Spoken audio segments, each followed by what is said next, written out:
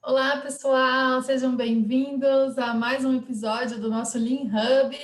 Estamos aqui com o Luciano Pelosi. Oi, Luciano. Olá. Guilherme Carvalho Fala, pessoal. e a Rosa Colombrini. Oi, pessoal. E hoje a gente vai começar uma série nova, uma série onde a gente vai tratar um pouco aqui da relação das diferentes culturas, dos diferentes países, né? No Lean. Então, como que as culturas interferem no jeito Lean de ser, de trabalhar nas instituições. E o Guilherme, que é muito viajado, já trabalhou em vários países, vai contar um pouquinho aqui para nós, né, da relação da cultura da Índia e no Lean, o que isso reflete aí no trabalho Lean dentro da indústria, né, Guilherme? Isso aí, vamos tentar, né? Vamos tentar contar um pouquinho, tentar passar.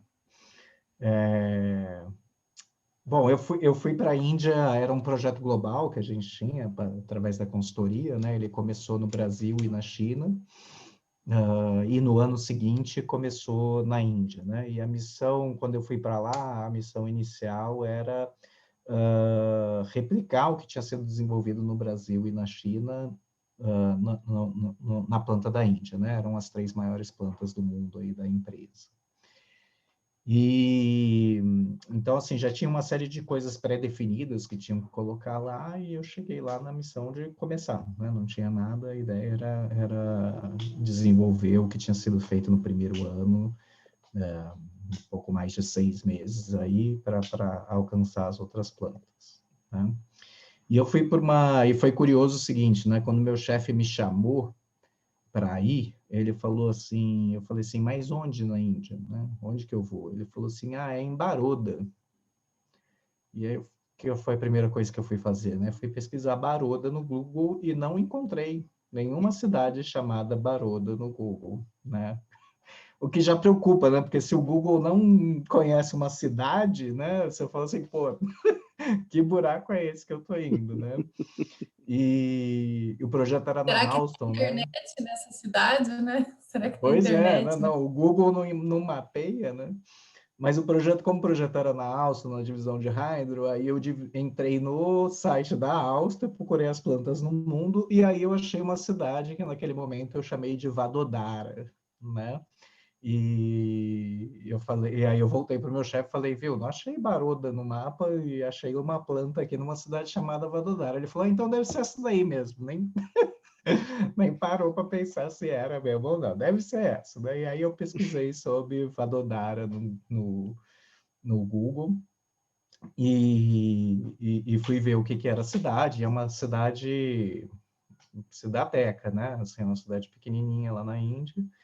Só que, como todo lugar na Índia, é uma cidade de 2 milhões de habitantes, né? Então, mas é uma cidade pequenininha, sem infraestrutura, né? E aí pesquisei um pouco sobre a cidade, pesquisei um pouco sobre a Índia, perguntei para algumas pessoas que tinham para decidir se ia ou não, e resolvi ir, né? E fui para essa cidade, que eu descobri que o pessoal chamava de Baroda, porque o indiano fala Vadodara, e não Vadodara, né? E os ingleses, quando chegaram lá, assim como tem Mumbai e Bombay, né? Então, assim, tem algumas cidades que os nomes ficaram duplos aí por causa da chegada dos ingleses, que não conseguiam falar como os indianos, né?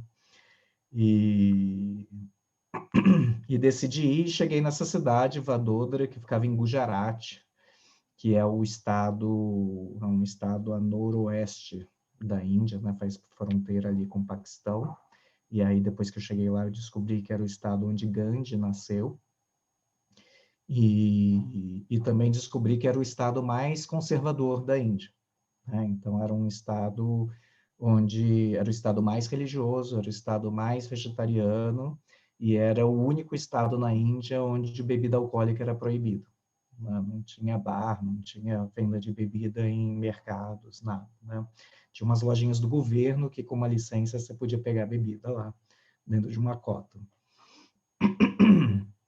Né? Então, esse é o cenário, né? E eu gosto de contar porque quando a gente vai falar de cultura, né, e ainda mais falando de Índia, que é um país extremamente plural, né? Eu acho muito difícil eu falar da cultura da Índia, né? Eu tenho que falar da cultura do lugar que eu estava ali, né?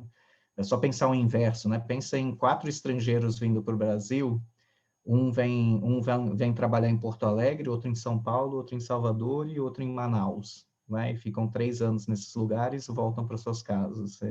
A impressão deles sobre o Brasil, com certeza, não será a mesma, né? Nem sobre a cidade, nem sobre a cultura, nem sobre as pessoas, né? Então, eu gosto muito de explicar onde eu estava ali antes de falar, né? E é importante contar aqui, para eu não monopolizar o assunto todo, né, que o Luciano também foi para lá, né?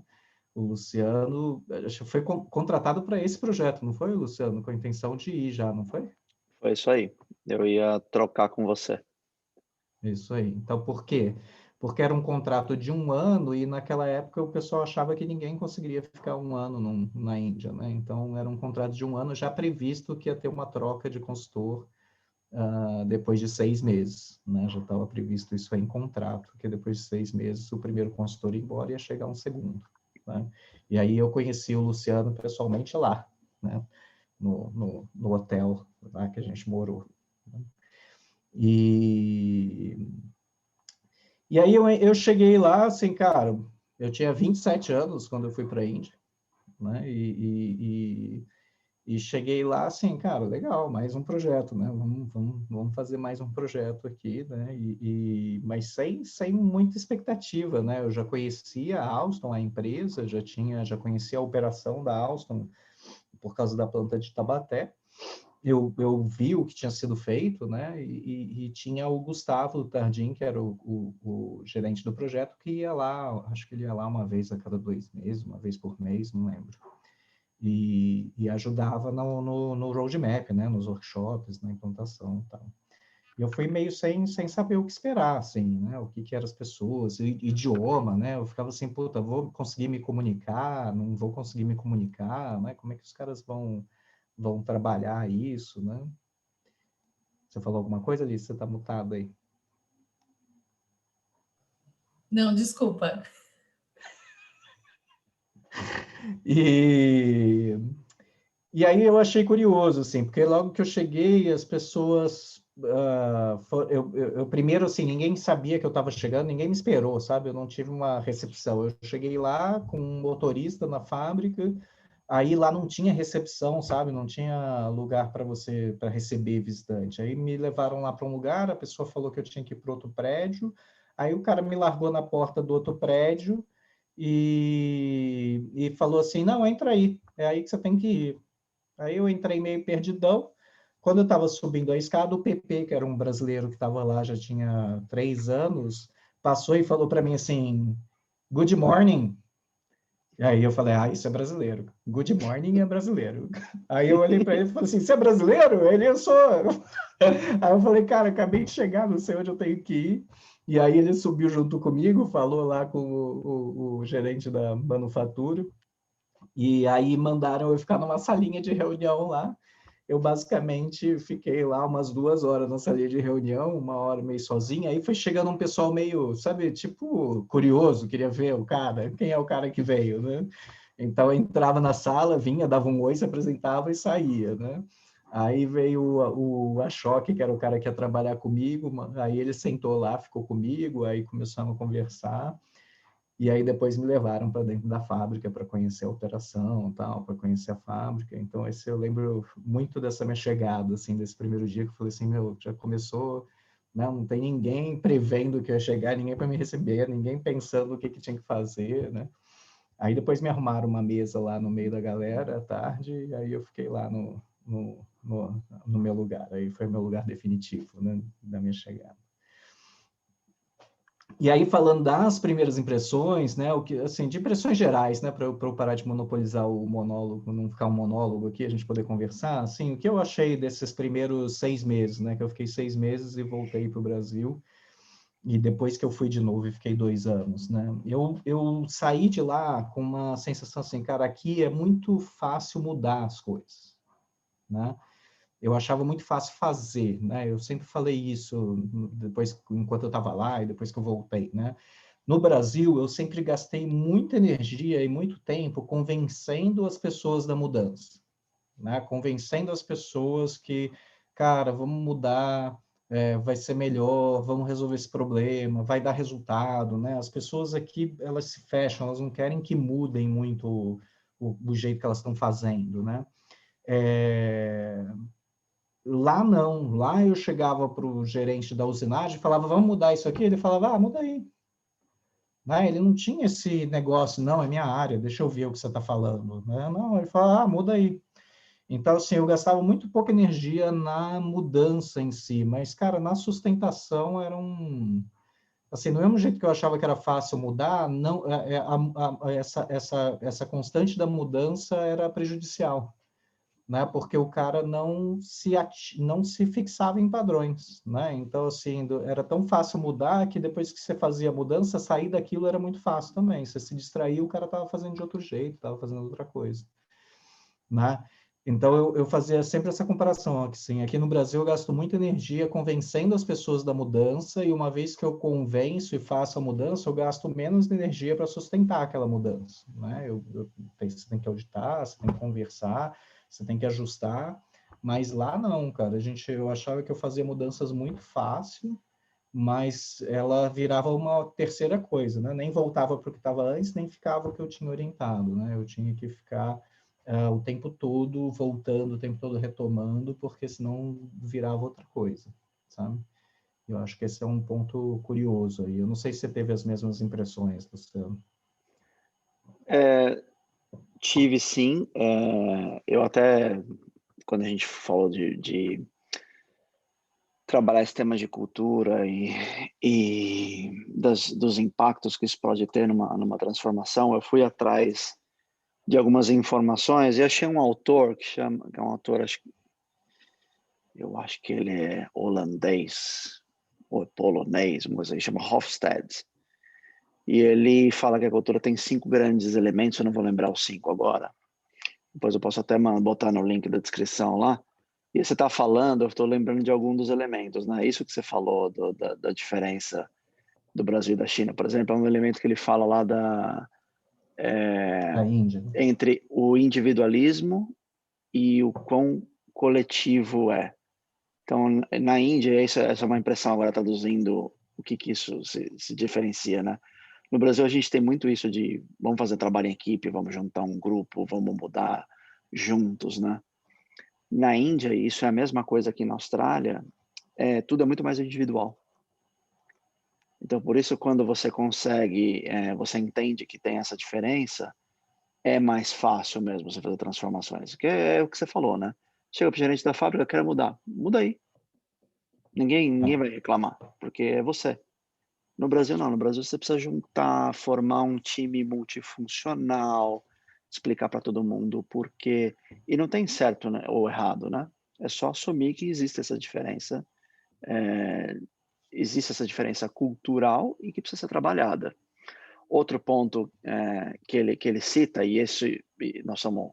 Na minha tela aqui estou eu, Gui, em cima, a Alice e a Rosa estão embaixo, dividida, né? Então, homens e mulheres. E esse é um outro ponto. Machismo e feminismo. É muito mais fácil para um consultor homem fazer o que a gente fez do que se vocês duas fossem fazer o que Não a tem gente dúvida. fez. Isso eu não tenho dúvida. E esse é outro aspecto cultural. Entendeu? Então, tem alguns outros pontos. Essas são coisas que eu me lembro, assim, Na claramente. Eu mesma lembro, linha por tem a exemplo... questão da idade, né, Luciano? Lá eles têm um respeito à idade muito grande, não interessa, cara. Você é mais velho, mas você é uma besta, o cara vai te obedecer porque você é mais velho. Exatamente. Entendeu? É importante ser mais velho. Você vai fazer um organograma de uma empresa, é importante que o chefe seja mais velho do que o subordinado. E tem É essa diferença de importante isso. poder também, né? A Tem. diferença de poder também é marcante lá. A hierarquia é muito forte, que é menos forte no Brasil. No Brasil você consegue ter um debate construtivo, vou dizer assim, entre o líder e um liderado. Isso na Índia, pelo menos há 13 anos atrás, quando eu estive lá, né? Provavelmente mudou alguma coisa, mas há 13 anos atrás não existia isso. O chefe falava, olha, vai ser assim e vai ser assim, mesmo que tivesse errado. Será que tem origem nas castas, isso? Não sei se tem origem nas castas, as castas também têm uma influência, né? Assim, as castas tinham sido proibidas quando eu estava lá, né? Essa estrutura de casta. Mas ela deixa uma consequência social, né? Assim como a escravidão deixou uma consequência social no Brasil, as castas deixaram uma consequência social na Índia, né? Então, tem um pouco disso, assim. Então, por exemplo, o Brahmini, que eram as castas mais altas, eles já não eram mais a casta Brahmini, eles eram da comunidade Brahmini, né? E essas pessoas, elas se achavam no direito de serem, elas tinham que ser gerentes, né, diretores, porque estavam no direito dela, em sua maioria, né, estavam no direito dela de estar ali, né, e ela não aceitava ser julgada por uma pessoa, né, ser contrariada. Tinha um cara lá que tinha muito problema com isso, que ela não aceitava ser contrariado por uma casta inferior, né? Então, isso dava problema. Essa questão da idade era interessante, assim, porque depois quando eu voltei lá, né, e aí eu fiz esse trabalho dessa implantação, aí o Luciano veio me substituir, e aí depois me chamaram para voltar no ano seguinte, mas não na função de consultor, né, na função de gerente de excelência operacional do site, para eu construir o departamento e desenvolver alguém para ficar no meu lugar. E aí eu fiquei 2 anos nessa função. Quando estava nessa função, eu participei de uma alteração que a gente fez no organograma lá, né? E aí estava eu, o diretor de operações, que era o Bruno Godin, e o Krishna Mohan, que era o superintendente de manufatura, que era o dentro de operações, era o cara mais importante, tirando o diretor, né? E a gente começou a discutir esse organograma e o que a gente queria, quem que devia estar onde, e teve uma sugestão lá que a gente fez, que foi quando o Krishna Mohan colocou isso. Ele falou assim, não, isso nunca vai funcionar porque esse cara é mais novo que esse aqui, você não pode pôr ele acima dele. E aí o Bruno, que era francês, e eu, né, a gente ficou assim, meu, como assim, cara? E ele falou assim, não, basicamente as únicas pessoas mais novas aqui que a gente obedece são vocês dois. Que a gente respeita, né, são vocês dois, que o Bruno também não é, o Bruno não era... sei lá, nessa época eu estava já com 29, o Bruno devia ter uns 36, 37, ele não era tão mais velho assim. E ele soltou essa, falou assim, as únicas pessoas mais novas que a gente respeita aqui são vocês dois, cara, não vai funcionar colocar um indiano mais novo chefiando um mais velho, né? E aí é interessante como isso gera uma série de restrições, né? Porque aí você tem que colocar um cara que você julga que não está certo para aquela posição, por diversos fatores, naquele cargo porque ele é mais velho, né? E aí você não tem o que fazer, você tem que colocar o cara que é melhor que ele para aquela posição abaixo dele, né? E aí gera uma série de conflitos. Eu já mencionei aqui uma vez o cara que ficou bravo porque tiraram o cargo dele de deputy manager, né? O cara era vice-gerente da manufatura, né? Era vice-gerente da fábrica elétrica, que era uma fabriquinha dentro da fábrica, né? E tiraram esse cargo dele no organograma, ele ficou possesso, cara. E ele ficou possesso por causa disso. Por quê? Porque ele era mais novo do que o gerente da fábrica, então ele não podia estar nesse cargo, e aí ele era o vice-gerente da fábrica, né? E aí, quando tiraram esse cargo dele, ele achou que perdeu o poder, né? Só que na prática não existe vice-gerente. Eu conversei com ele na época, eu falei, cara, você é o supervisor da fábrica, não existe vice-gerente. Esse cargo não existe, essa função não existe. Qual é a sua função? Quais são suas atribuições como vice-gerente da fábrica? Não, quando ele está ausente, eu gerencio a fábrica. Eu falei, então, isso é função do supervisor, ele já faz isso normalmente, né? Alguém tem que gerenciar a fábrica se o cara está ausente, né? Então, é curioso, né? Assim, você acabava tendo umas dificuldades na estrutura ali, para poder fazer uma estrutura alinhada aos processos, alinhada a competências que a gente não conseguiu aí ficar plenamente satisfeito. Então, Assim, entendo que... Desculpa. Tchau. Vai lá, Rosa, que você não falou nada desse vídeo. Só assim, o que eu acho interessante é que a gente está falando de duas culturas, né? Na verdade, tem a cultura que está dentro da organização, mas que ela traz a influência de uma super cultura, que é a cultura do país, né? Então, quando a gente está falando das transformações culturais e da promoção da transformação Lean, então é pegar uma cultura, a cultura oriental ali do Japão e tal, todas as bases culturais que fomentaram e que sustentam a transformação no sistema Toyota de produção, e aí, ao mesmo tempo, ela vai estar submetida a uma cultura que está impregnada, que é parte da vida das pessoas, então, assim, a diferença entre um homem e uma mulher, a diferença de idade, isso não é exatamente a cultura da organização, mas é a incorporação na organização de algo que vem, que é muito maior, porque é algo que é da história daquele povo. Então, é muito rico pensar nisso, porque à medida que a gente vai conhecendo cada organização e cada país, a linguagem, que é uma parte da cultura, também precisa ser adequada para poder alcançar as pessoas, porque senão fica conversa de maluco, né? Não é isso? Sim, sim. E tem outros desafios, né? Quando a gente vem assim, pô, estamos falando da cultura do país inserida dentro da cultura da organização, né? E você como um estrangeiro, né? Então, eu lá como um estrangeiro, com uma outra cultura, tentando mudar o negócio, né? Tentando mudar processos, tentando mudar a gestão de processos, né? E como eles enxergam. E aí tem coisas básicas, né? Que a gente... Como nossa proposta é fazer uma série aqui, a gente pode retomar num outro vídeo, mas como que você faz 5S numa fábrica, né? Num país que não tem calçada? Onde a rua acaba na terra, e aí você tem lá 5 metros de terra, e aí estão as casas e as lojas. Tá? Uma cidade, né? Depois a gente Dentro dessa descobriu que cidade. tinha depois, né?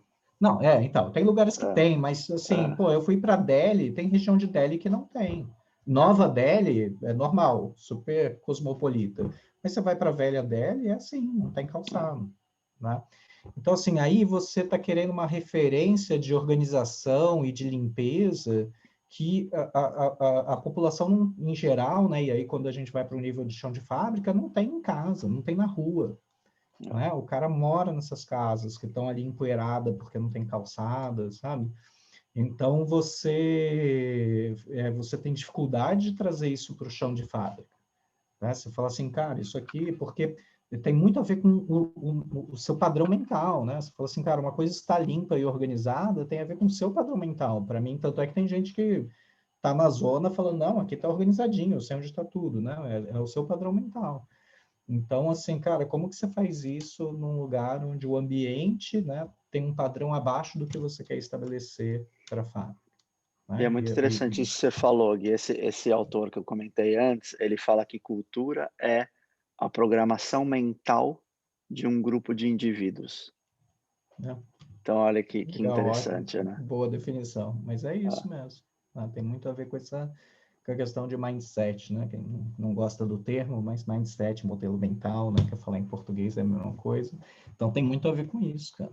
Com o que as Espetacular esse pessoas têm. exemplo. Exato. Espetacular. Era uma coisa super difícil, era um dos maiores desafios, era fazer 5S lá. Era o maior desafio. Eu posso falar E que eu no fiquei lá 2 Japão anos era e não fizemos. algo... E no Japão é algo que possivelmente flui, né? É mais Porque inerente, né? Eles né?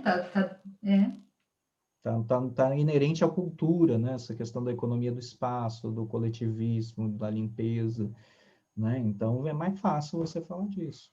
Né? Então Muito legal. tem bastante material aí para a gente discutir. Nossa. Eu vou interromper você para a gente fechar, antes que a gente caia. Depois eu tenho umas histórias interessantes também para contar num outro vídeo, que aqui na Austrália 50% da população é imigrantes, né? Então, imagina a mistura cultural que você tem dentro das organizações, né? Considerando isso. Bom, é isso. É minha vez de falar. Eu sei que você curtiu. Clica todos os botões aí embaixo, menos ou não curtir. Compartilha. A gente vai voltar. Vão ter vários vídeos nessa série. Acho que vão ser pelo menos uns 6. E deixa o seu comentário se você gostou. como você quer contribuir. Se quer deixar uma pergunta, de repente a gente responde em um dos vídeos. Beleza? Comenta aí suas experiências culturais também, né? Se você passou por alguma, põe aí, joga aí nos comentários. Exatamente. De repente a gente já traz para um vídeo. Isso aí. Valeu, pessoal. Valeu. Valeu. Tchau, pessoal. Até mais. Tchau, tchau.